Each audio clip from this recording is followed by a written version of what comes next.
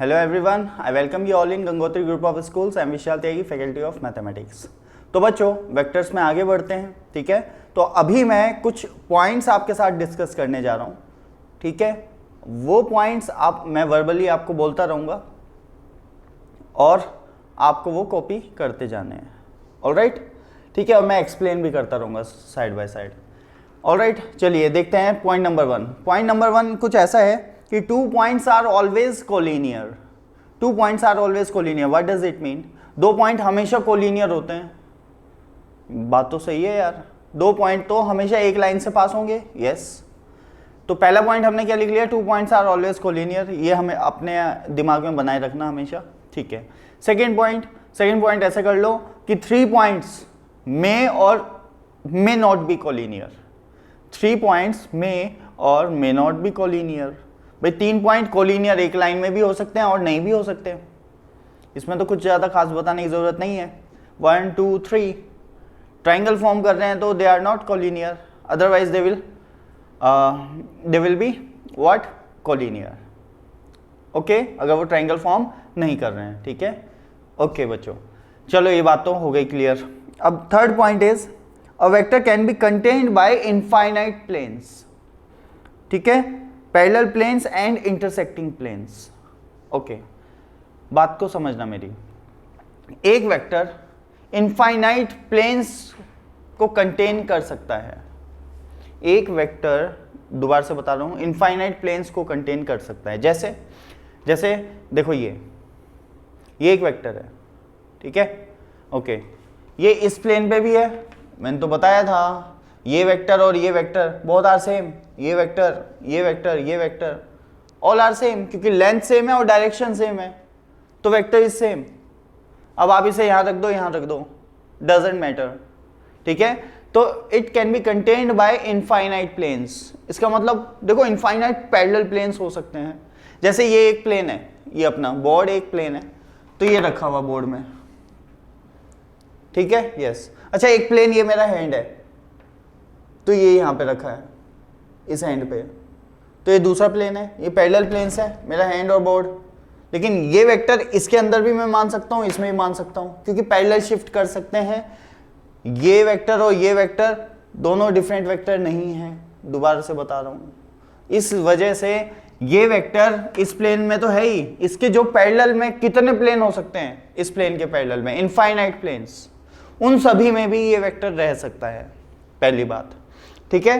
तो parallel planes में भी रह सकता है एंड इंटरसेक्टिंग प्लेन्स में भी हो सकता है। देखो जैसे ये है, एक प्लेन ऐसे जा रहा है, प्लेन तो आप समझते हो ना, जैसे ये पूरी दीवार, ये पूरा बोर्ड, ये एक प्लेन है और ये एक वेक्टर है, ठीक है।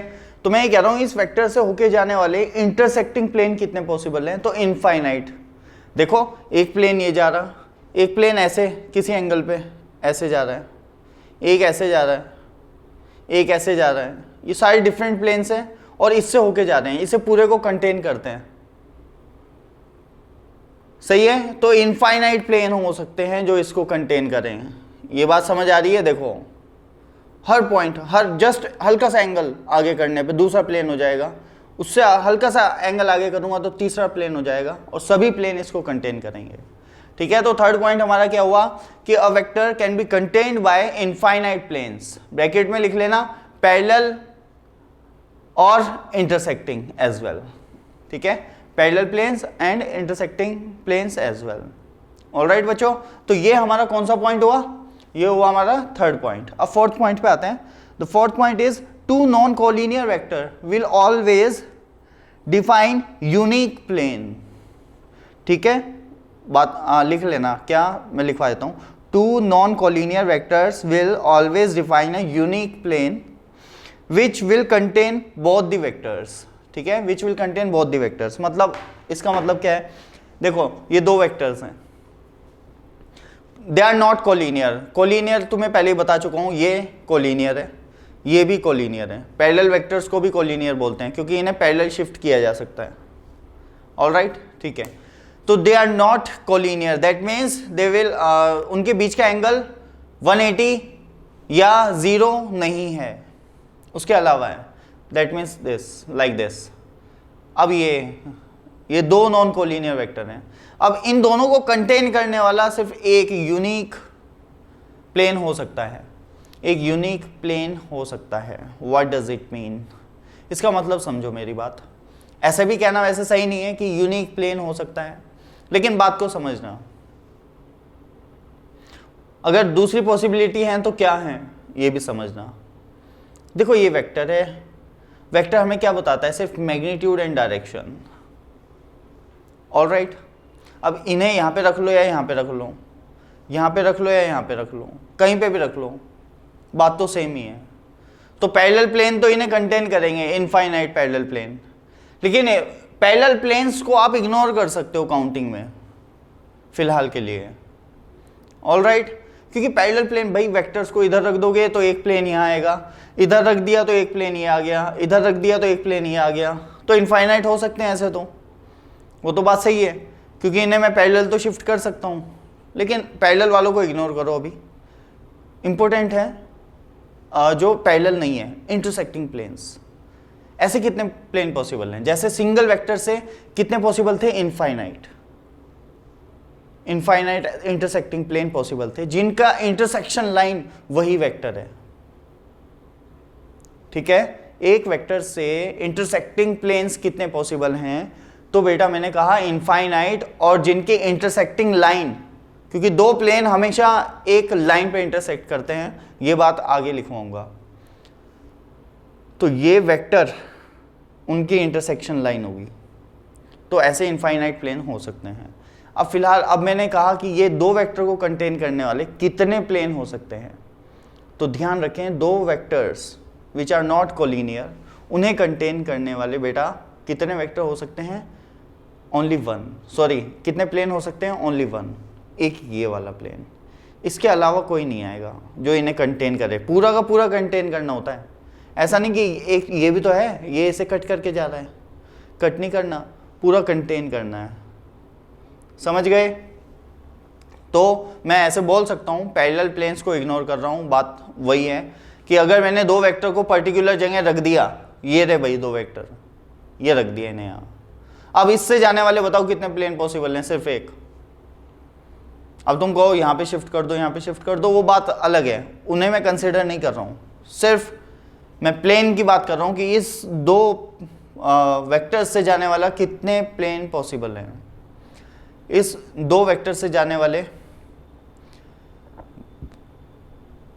पैरेलल प्लेन की बात नहीं कर रहा हूँ, फिर से बता रहा हूँ, एक प्लेन पॉसिबल है, एक यूनिक प्लेन को डिफाइन कर रहा है। ठीक है कि नहीं? यूनिक प्लेन को डिफाइन कर रहा है।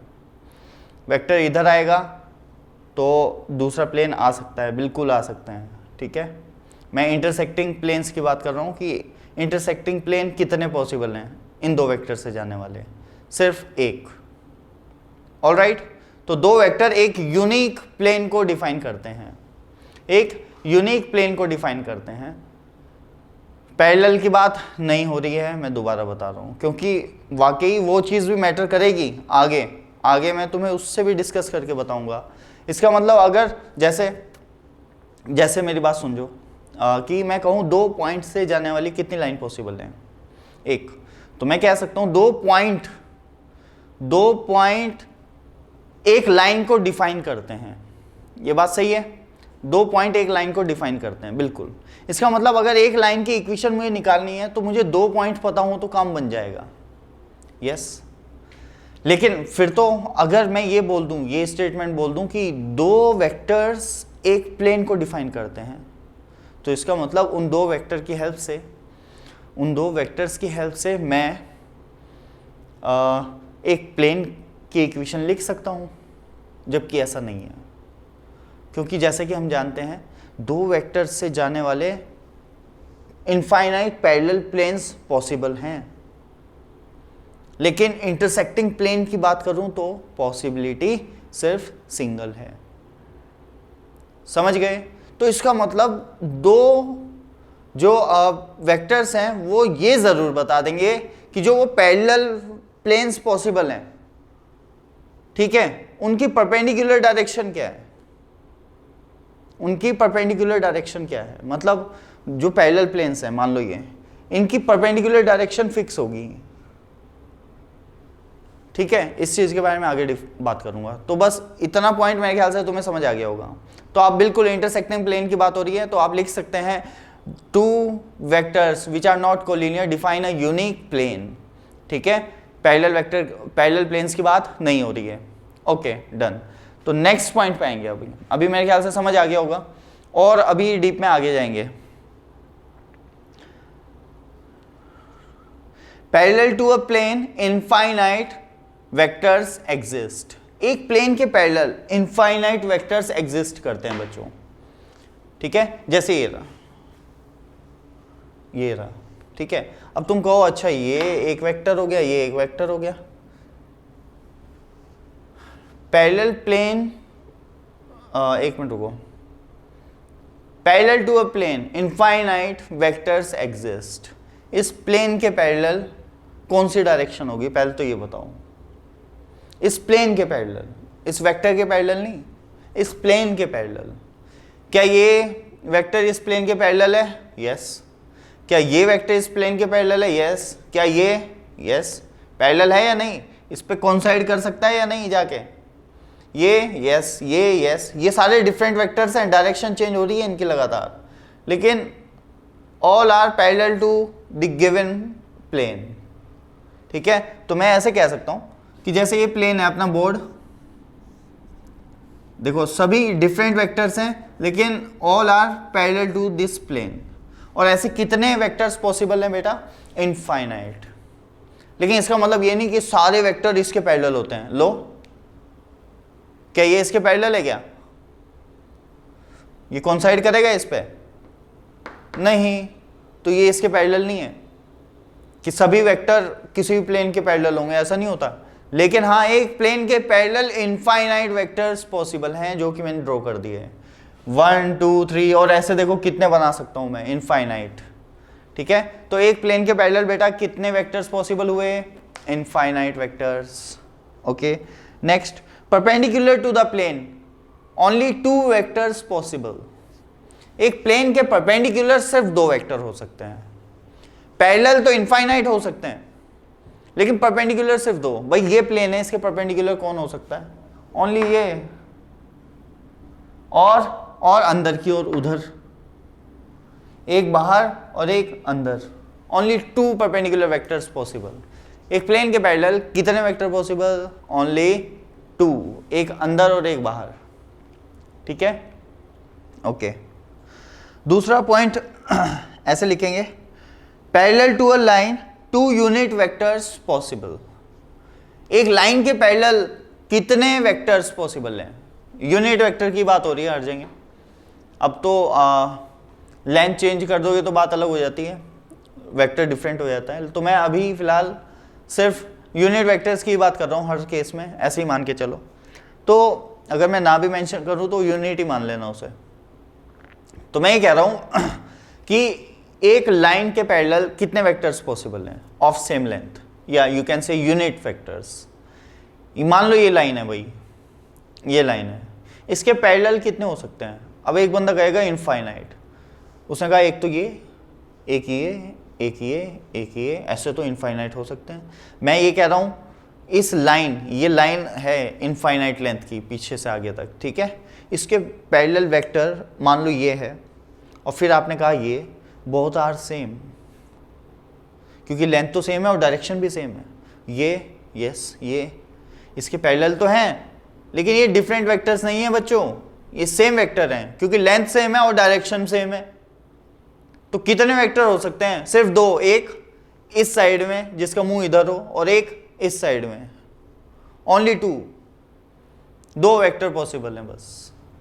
अब एक कहेगा कि ये और ये भी तो है, ये भी तो है, तो भाई ये सारे एक जैसे हैं, बस ये डिफरेंट कह सकते हो। लेकिन इसके पैरेलल जितने भी होंगे, जैसे यहाँ पे कहीं पे भी रख लो इसको, तो वो सब सेम है। तो एक लाइन के पैरेलल कितने वेक्टर हो सकते हैं अगर कोई पूछे आपसे, तो आप बोलेंगे सिर्फ 2 यूनिट वेक्टर्स। ठीक है, ओके। अच्छा, मैं रैंडम ऐसे पूछूं जस्ट, एक लाइन के पैरेलल कितने वेक्टर्स हो सकते हैं? तो आपका आंसर होना चाहिए इनफाइनाइट। अब ये क्या बात है भाई, यूनिट वेक्टर नहीं मेंशन किया मैंने, मैं ऐसे ही जस्ट बता रहा हूँ तुम्हें कि अगर मैं यूनिट वेक्टर मेंशन ना करूँ तो एक ये और एक इसका लेंथ डबल कर दो वो, एक और बड़ी कर दो वो, एक थोड़ी सी और बढ़ा दो वो, सारे डिफरेंट वेक्टर हैं भाई। वेक्टर में लेंथ एंड डायरेक्शन दोनों सेम होंगी तभी उन्हें हम सेम वेक्टर्स बोलेंगे। अगर डायरेक्शन तो चेंज नहीं हो रही है लेकिन लेंथ तो चेंज हो रही है तो इनफाइनाइट वेक्टर हो सकते हैं। इसलिए मेंशन किया गया है कि यूनिट वेक्टर्स, तो वो सिर्फ दो होंगे, एक इधर और एक इधर। क्लियर बच्चों? ओके, अब लिखो there are infinite vectors perpendicular to a line. There are infinite vectors perpendicular to a line. एक लाइन के परपेंडिकुलर इनफाइनाइट वेक्टर्स पॉसिबल हैं। कैसे? देखो, ये रही लाइन, ये रहा एक वेक्टर, इसके परपेंडिकुलर है, यस। ऐसे कर दिया तो अब भी तो बेटा परपेंडिकुलर हुआ, ऐसे कर दिया अब भी तो परपेंडिकुलर है, जबकि वेक्टर अलग है, डायरेक्शन चेंज हो रही है। ऐसे कर दिया अब भी परपेंडिकुलर है। तो इस डायरेक्शन में देखो, ऐसे इस डायरेक्शन में, ठीक है, वो क्या होंगे? सभी परपेंडिकुलर वेक्टर्स। कितने हो सकते हैं? इनफाइनाइट। इनफाइनाइट वेक्टर्स हो सकते हैं। ये यस परपेंडिकुलर है, ये यस परपेंडिकुलर, ये सभी वेक्टर्स परपेंडिकुलर हैं, ठीक है। तो मैंने कहा there are infinite vectors perpendicular to a line, ठीक है, and all those vectors lying on a same plane, and all those vectors lying on a same plane. ये भी लिख लेना। मतलब देखो, इस लाइन के परपेंडिकुलर की बात हो रही है तो एक ये है ना, ये सभी परपेंडिकुलर हैं, हाँ, और ये सभी एक प्लेन में लाई करेंगे। जैसे जैसे ये बना हुआ है, यहां पे मैं एक रख दूं, ये एक लाइन है, ठीक है, ये एक लाइन है। अब इस लाइन के परपेंडिकुलर वेक्टर हैं, ये है या नहीं? सभी वेक्टर्स परपेंडिकुलर हैं इसके, और किस पे लाई कर रहे हैं? एक ही प्लेन पे लाई कर रहे हैं। अब एक बंदा कहेगा ऐसा थोड़ा ही होता है, ये भी तो परपेंडिकुलर है लेकिन ये तो इस प्लेन में लाई नहीं कर रहा। तो भाई मैंने कहा तो है दोनों सेम ही हैं, ये वाला वेक्टर और ये वाला वेक्टर बोथ आर सेम, अगर उनकी लेंथ सेम है तो यहाँ पे बनाना है या यहाँ पे बनाना डज नॉट मैटर, ठीक है। तो मैंने ये कह दिया कि जितने भी परपेंडिकुलर वेक्टर्स हैं वो एक ही प्लेन में लाई करेंगे। ऑल राइट, ओके, ठीक है। अब ऐसा ज़रूर हो सकता है अगर पैरेलल प्लेन्स को भी आप कर रहे हो कंसिडर, कि ये भी कहना गलत नहीं है कि चलो एक वेक्टर ये है तो हाँ एक इसके पैरेलल प्लेन होगा, उसमें ये लाई करेगा। तो मैं पैरेलल प्लेन्स की कॉन्सेप्ट को ज़्यादा भाव नहीं दे रहा हूँ, ठीक है, पैरेलल प्लेन की। तो बिल्कुल, और किसी भी वेक्टर को पैरेलल शिफ्ट किया जा सकता है। तो मैं ये मान के चल रहा हूँ कि जैसे ये है और एक वेक्टर ये है तो इसे यहाँ पे शिफ्ट कर लो, ठीक है, तो ये एक प्लेन में कंटेन हो जाएंगे। ओके, तो परपेंडिकुलर, एक लाइन के परपेंडिकुलर की अगर बात करूं तो कितने वेक्टर्स पॉसिबल हैं बेटा? इनफाइनाइट वेक्टर्स, और वो सभी एक प्लेन को डिफाइन करेंगे, एक प्लेन में एग्जिस्ट करेंगे। Okay, two vectors are always coplanar. दो वेक्टर हमेशा कोप्लेनर होते हैं। Two vectors are always coplanar, what does it mean? ये लिख लेना, two vectors are always coplanar. देखो, एक ये और एक ये, मैंने बताया था अभी कि दो वेक्टर हमेशा एक प्लेन को डिफाइन करते हैं, ठीक है, that means they are always coplanar. अच्छा, मैंने वहाँ पे ये भी मेंशन किया था they should not be collinear, तो वो चीज़ अलग थी, वहाँ पे बात सही है कि वो एक प्लेन को डिफाइन करेंगे। अब यहाँ पे क्या है कि दो वेक्टर हमेशा कोप्लेनर होते हैं, एक प्लेन में लाई करते हैं। दो वेक्टर्स हमेशा एक प्लेन में लाई करते हैं। ओके, जैसे ये और ये, एक प्लेन इन दोनों से पास होने वाला बनाया जा सकता है या नहीं? यस, ऐसे ऐसे, यस।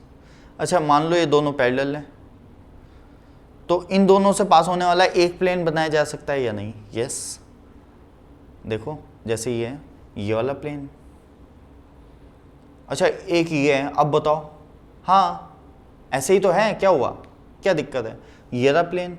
तो बिल्कुल दो वेक्टर्स जो होंगे उनसे पास होने वाला एक प्लेन बनाया जा सकता है, मतलब एक प्लेन ऐसा बनाया जा सकता है जो किन्हीं भी दो वेक्टर्स को कंटेन करे। कोई भी दो वेक्टर ले लो आप, कैसे ही डायरेक्शन ले लो, ये ले लिए, तो बिल्कुल मैं गारंटी दे रहा हूं कि एक प्लेन जरूर ऐसा होगा जो इन दोनों को कंटेन करेगा, ये रहा। और अगर कोई एक प्लेन कुछ वेक्टर्स को कंटेन करता है तो उन सभी वेक्टर्स को कोप्लेनर वेक्टर्स बोलते हैं। ठीक है, अगर ऐसा पॉसिबल है कि कुछ वेक्टर्स हैं, ठीक है, जिन्हें एक पूरा एक प्लेन, एक सिंगल प्लेन उन सभी वेक्टर्स को कंटेन कर ले जाता है, तो उन वेक्टर्स को बेटा बोलते हैं कोप्लेनर वेक्टर। जैसे ये सभी वेक्टर्स कैसे हैं, कोप्लेनर। ओके ओके, अब काउंटर एग्जांपल क्या है, देखिए, मतलब जैसे ये 1 2 और 3 तीन वेक्टर्स हैं, तो मैं ये बोलूँगा अब थर्ड पॉइंट, 3 वेक्टर्स लिख लेना, 3 वेक्टर्स मे और may not be coplanar. 2 vectors are always coplanar, ये तो हमने लिख लिया। 3 वेक्टर्स मे और मे नॉट बी कोप्लेनर। जैसे देखो एक ये वेक्टर है, एक वेक्टर है ये, ओके, और एक वेक्टर है ये। क्या कोई ऐसा प्लेन है जो इन तीनों को कंटेन कर ले? कर लो ड्रॉ, देख लो ट्राई करके, कोई ऐसा प्लेन नहीं मिलेगा आपको। इन दोनों से जाने वाला मिल जाएगा, इन दोनों से जाने वाला मिल जाएगा, इन दोनों से जाने वाला मिल जाएगा, लेकिन इन तीनों को कंटेन करने वाला कोई प्लेन नहीं है। इसलिए मैंने इन तीनों को क्या बोल दिया बेटा, नॉन कोप्लेनर वेक्टर्स। ठीक है, नॉन कोप्लेनर वेक्टर, कैसे ही देख लो इसे, ठीक है, जाएगा नहीं। ओके, अच्छा, मे और मे नॉट बी कोप्लेनर, तो अगर वो ऐसे हुए, एक ही उसमें देखो, तो इनसे जाने वाला एक प्लेन बनाया जा सकता है बिल्कुल। या ये देखो इतने सारे हैं वेक्टर, कोई भी 3 वेक्टर लो, ये क्या ये कोप्लेनर नहीं है? यस, बोर्ड पे बनाए जा सकते हैं तो कोप्लेनर है। ओके, ये 3 वेक्टर कोप्लेनर तो हो ही सकते हैं, लेकिन अगर कुछ ऐसी सिचुएशन हुई तो they are not coplanar. Coplanar के लिए तो इसको ऐसे यहाँ पे इनके बीच में सेट होना पड़ेगा, ऐसे कुछ, सही है। तो बेटा 3 वेक्टर्स में और मे नॉट बी कोप्लेनर, ये हमारा नेक्स्ट पॉइंट था। ठीक है, अब नेक्स्ट पे आते हैं। नेक्स्ट क्या है, अच्छा, स्ट्रेट लाइन और प्लेन को फिक्स करने के लिए क्या क्या चीज़ें चाहिए, क्या क्या चीज़ें रिक्वायर्ड हैं, ये मैं तुम्हें बताने जा रहा हूँ। ओके, ठीक है, तो एक मिनट, इतना हो गया, अभी हम मिलते हैं दोबारा।